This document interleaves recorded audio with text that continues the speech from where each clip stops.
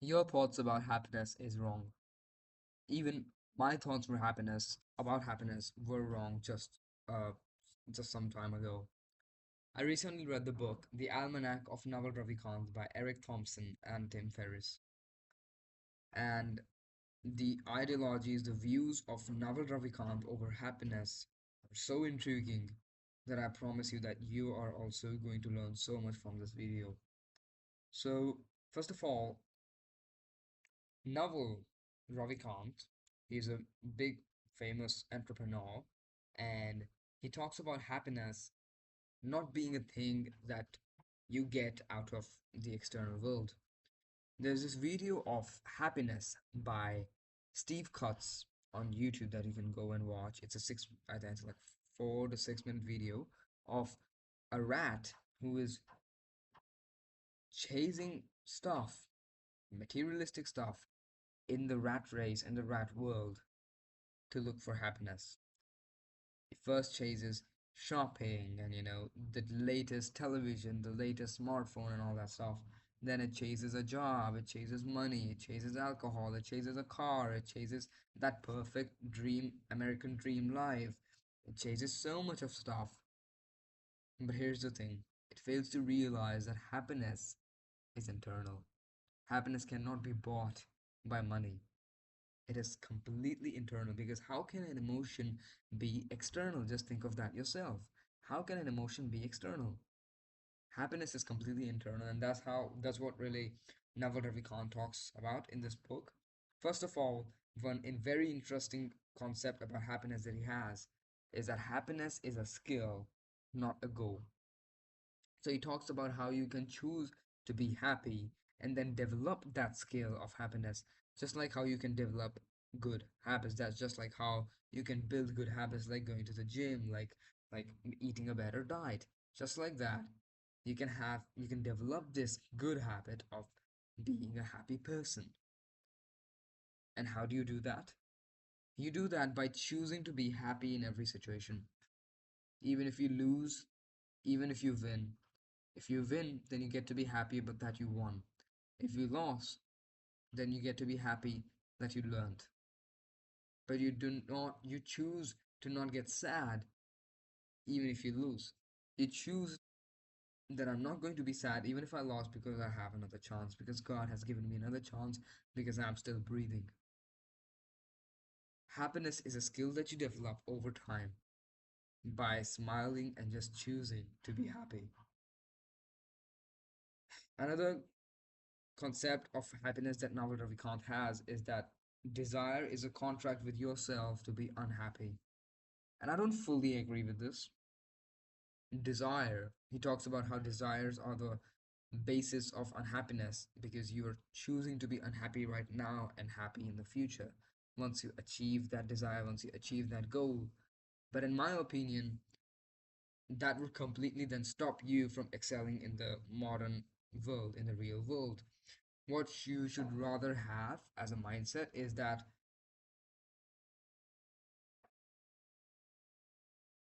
have desires, have goals, but also make sure that you enjoy the journey and you are on the journey completely detached from the result of it. And this is a topic that is actually a lot famous from even the Bhagavad Gita. And it is basically complete detachment from the results and the rewards of being on a journey. What I mean by that is, let's say you're overweight and you want to build up some muscle, lose up a lot of fat. You get on a journey of self improvement, you get on a journey on weight loss and muscle gain.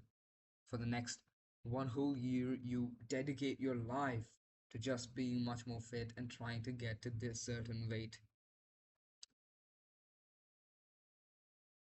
If you put the Naval Ravikant's ideology into this without even using your brain, you would go, okay, so I should not get onto this journey because this is a desire and I'm not fulfilling the desire, which means that I am unhappy right now so that I can be happy 1 year later when I have achieved this desire. But the problem here is the keyword here is that you did not use your brain. In this kind of a situation, you being unhappy right now is good because your weak mind, the weaker version of you, is governing this idea, this thought of happiness and happiness. You have weak and strong minds. Your weaker part of the mind, which is governing your life right now because you're obese, that's the thing that got you to be obese. It has been influenced by the modern world and it's governing this decision that I'm unhappy. But once you get on this journey for 1 week, 2 week, you start enjoying going to the gym, you start enjoying building up muscle, making progress. Once you completely detach from the reward of this journey, that I get to be at that weight class, I get to be extremely powerful, extremely strong, extremely muscular, and extremely lightweight. That's when you can beat other men in this competition. A lot of other people who are obese, just like you, they are in a competition with you. And let's imagine if they are. And if they do not like working out, they will work out for a whole year, they will get to that dream physique that they had, and then they will lose all that momentum, all that progress because of some small change in life that they get married or they get a job. You, on the other hand, if you could completely detach yourself from the reward, which is a good physique, even if you know that it's going to come eventually, even if you know, yes, you know that, right? It's going to come eventually. It's going to be there eventually. It's not like if you're going to work out every single day at max, at failure for a long time, you're never going to get any results. No, you're going to get results. It's just that if you detach from the idea of that result and that milestone, and you actually start enjoying the journey in itself, you could be happy right now, and then you could also be happy in the future when you achieve that milestone or that goal. So, in my opinion, this concept that he has, this ideology he has about happiness, where desire is a contract with yourself to be unhappy, I don't fully agree with this, but I partially do agree with it. When you're completely doing something for the reward of it, you're gonna lose momentum, you're gonna lose progress, you're gonna lose whatever you did once you achieve that reward. So make sure you start enjoying the journey itself and detach from the reward of that journey. Now, another thing he talks about is how happiness comes from peace, not pleasure. Pleasurable things like short-term dopamine, sugar, validation, and the internet addictions and all such of internet addictions, not just internet addictions, but like any kind of addiction, the modern world addiction, those are pleasurable things. They make you happy right now, but sad in the future. This is pleasure, not peace. Okay. Just like how it is to be fat and overweight and eat a lot of junk food. This is actually kind of like answering the question that I was answering in the previous ideology, that happiness comes from peace and not pleasure. If you're gonna say that I'm going to eat that pizza right in front of me, even if I know that I have a food addiction and I'm obese, because I want to be happy right now and not in the future, then you're wrong. Then you're not following that ideology that Naval Ravikant was talking about in his book, because he also says that pleasure does not give you happiness. Happiness is not achieved in spikes. Dopamine is achieved, yeah, sure, but happiness is not achieved like that.